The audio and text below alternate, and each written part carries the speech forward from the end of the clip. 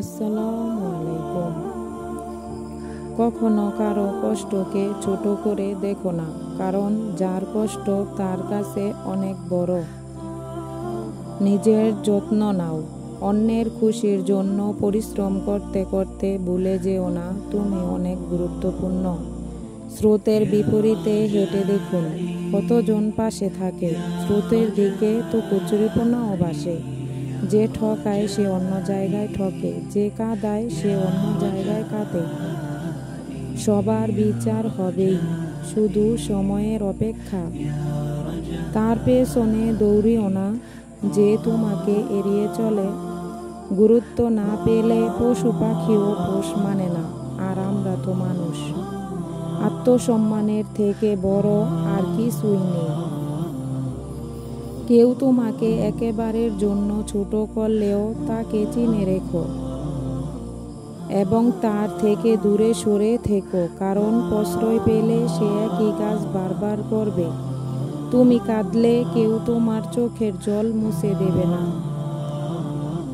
কিন্তু তুমি একটা ভুল করো, আঙ্গুল দিয়ে দেখিয়ে দেওয়ার মানুষের অভাব হবে না।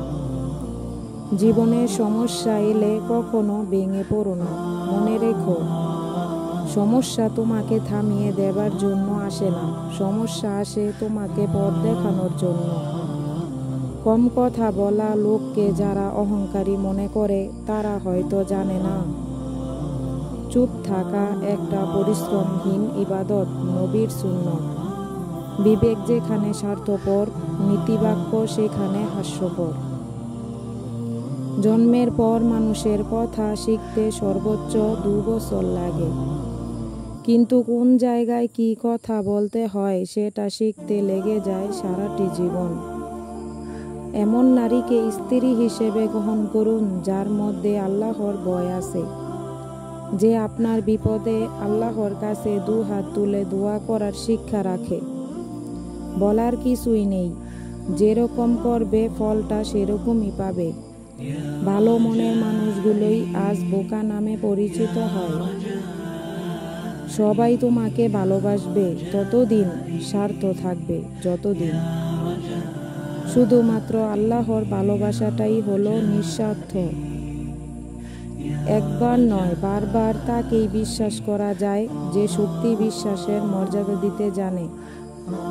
শিক্ষা মানুষের ভদ্রতার পরিচয় বহন করে না, আচরণই ভদ্রতার পরিচয় দেয়। জীবনটা কারো জন্য থেমে থাকে না, এজন্য সময় থাকতে ফিরে আসুন রবের দিকে। আল্লাহ হাফেজ। আসসালামু আলাইকুম।